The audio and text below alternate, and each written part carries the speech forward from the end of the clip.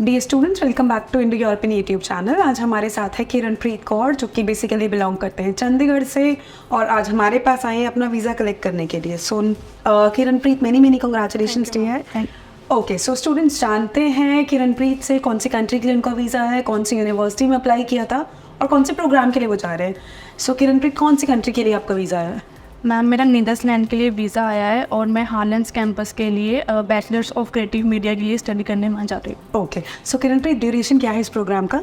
मेरा 4 इयर्स का ड्यूरेशन है। ठीक है। और अगर फ़ीस स्ट्रक्चर की बात करूँ, क्या फ़ीस स्ट्रक्चर है पर ईयर? मैंने अराउंड पे किया है 11 lakhs पर ईयर के लिए। ओके, 11 lakhs पर ईयर आपने पे किया है for 1 year study program, right? Okay, so Kiranpreet, अगर मैं आपके बैकग्राउंड की बात करूँ, क्या पढ़ाई करी है आपने पास्ट में? मैंने पास में +2 पास आउट करी है। कौन सी स्ट्रीम से? मेडिकल स्ट्रीम से। मेडिकल स्ट्रीम से। कितना स्कोर था उसमें?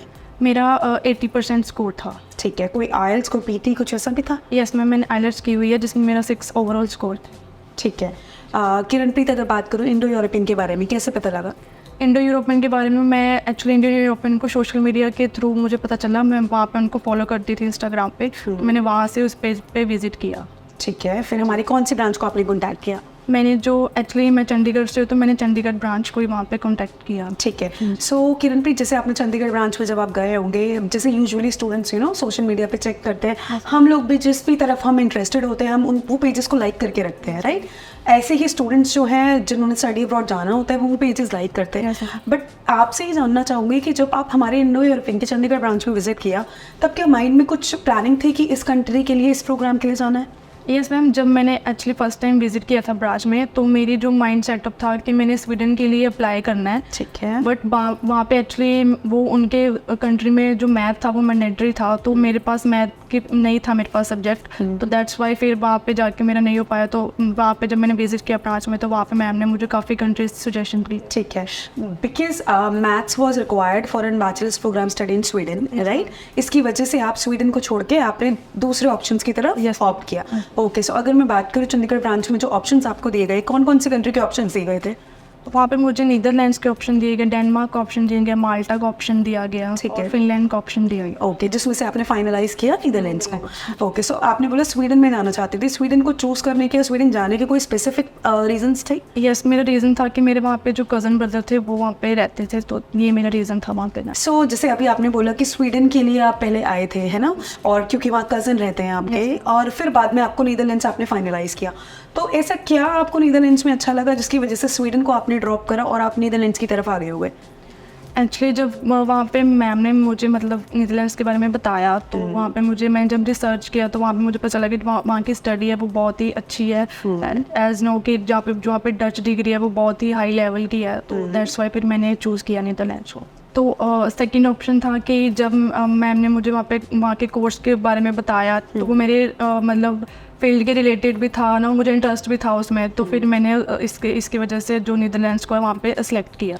ऑलराइट, सो अगर मैं बात करूँ आपकी एडमिशन वीज़ा प्रोसेस की, आपने इंडो यूरोपियन के साथ साइन अप कब किया था? मैंने अप्रैल मंथ में साइन अप किया था इंडो यूरोपियन के साथ। ठीक है। कितने टाइम के ड्यूरेशन में आपका एडमिशन आ गया था?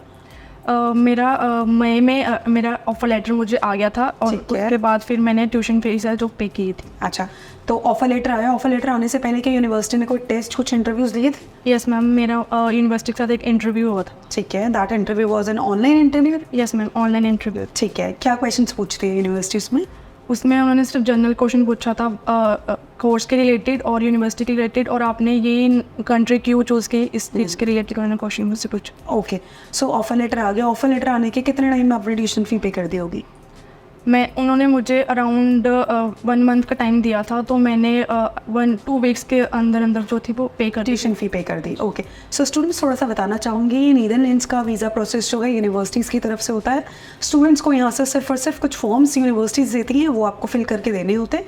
देन यूनिवर्सिटी अप्लाई करती है आपके वीज़ा को, देन वहाँ से एम्बेसी अप्रूवल आता है, और उसके बाद ही student embassy of Netherlands New Delhi में जाके अपना बायोमेट्रिक सबमिट करते हैं, राइट? ओके, सो अगर ये जैसे सारा प्रोसेस मैंने बोला, आपने ट्यूशन फी पे कर दी, आपने यूनिवर्सिटी के अकाउंट में ब्लॉक मनी भी पे किया होगा। Yes ma'am. कितना यूरोज आपने शो मनी पे किया था?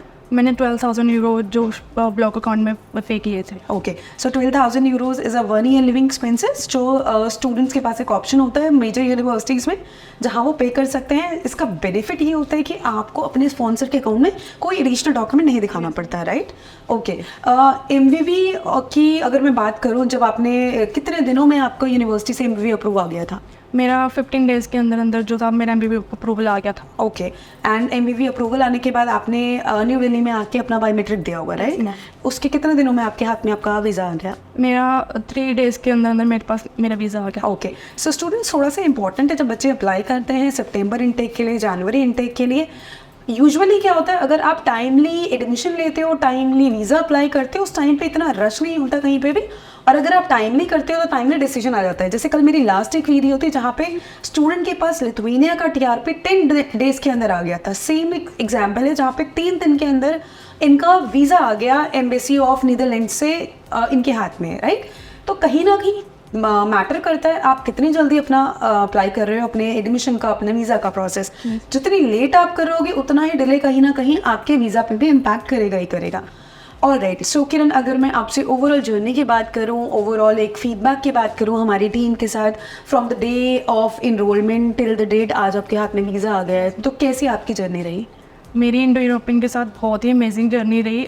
मुझे कोई भी क्वारी होती थी या डाउट होता था तो उन्होंने मेरे सारे डाउट क्लियर करे हैं।